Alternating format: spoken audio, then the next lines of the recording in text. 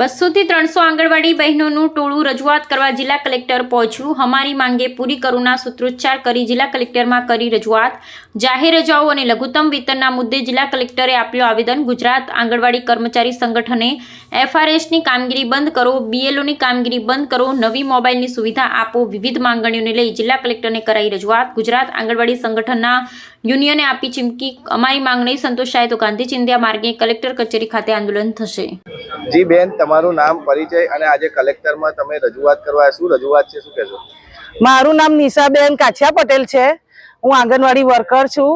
અમે એટલા માટે આવ્યા છે કે અમને બીએલઓ ની કામગીરી આપી છે, વધની કામગીરી છે એ અમારા હકમાં આવતી પણ નથી।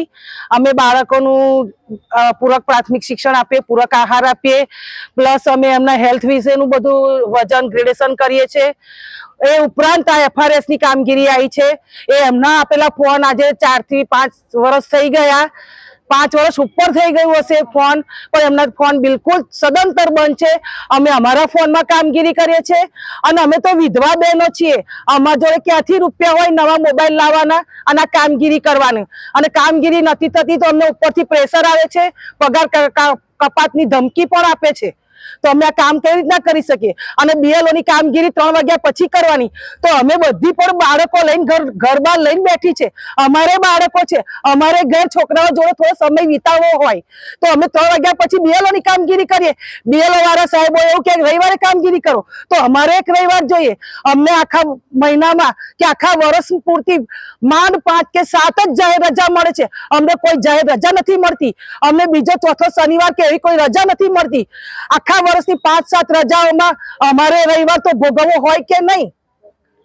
અને પગાર અમને કાયમી કરો કે અમારો પગાર વધારો, અને આ ફોન એફઆરએસ નું કામ બિલકુલ બંધ કરો। અમારે એફઆરએસ નું કામ થતું જ નથી, અને હું એટલું બધું ભણેલી નથી કે મને ઇંગ્લિશ આવડતું નથી, મને એફઆરએસ કામગીરીમાં બિલકુલ ખબર નથી પડતી। મારી પાછળ મારો બાબો નોકરી કરતો હોય ને એવું મને લાગે છે। મારી કામગીરી, મારો છોકરો મારી પાછળ બધું જ ઓનલાઈન કામ મારો બાબો કરે છે, ગ્રેડેશન બાબો કરે, ઓનલાઈન કામગીરી બાબો કરે, તો બાબો નોકરી કરે છે, હું નોકરી કરું છું એવું થઈ જાય છે। તો અમને અમારું સ્વમાન, અમે અમારા ચોપડા લઈને આંગણવાડી જાય તો રસ્તામાં લોકો હસતા હોય છે। મહિનામાં કેટલી વાર મીટિંગો, ઘરે ઘરે આ કામથી બોલાવે, પેલા કામથી બોલાવે, તો અમે જતા હોય છે તો લોકો અમારી મસ્કરી કરે છે। 10,000 પગારમાં લોકો અમારી મસ્કરી કરે છે। બાળકોનું આટલું નાસ્તા બનાવ, અમારા લાભાર્થી અમારી સાથે જ છે, અમારા લાભાર્થી તેવું જ કે બહેનો તમે કામ કરો છો, તમારી કામગીરી પ્રમાણે કોઈ વળતર અમને મળતું નથી। આટલું બોલવા છતાં પણ અમારી કોઈ સરકાર કશું અમારું સાંભળતું નથી। અત્યારે શું રજૂઆત કરી તમે ઉપર? અત્યારે બસ અમારે બીએલઓ ની કામગીરી બંધ કરે, અમારે બીએલઓ ની કામગીરી કરવી જ નથી।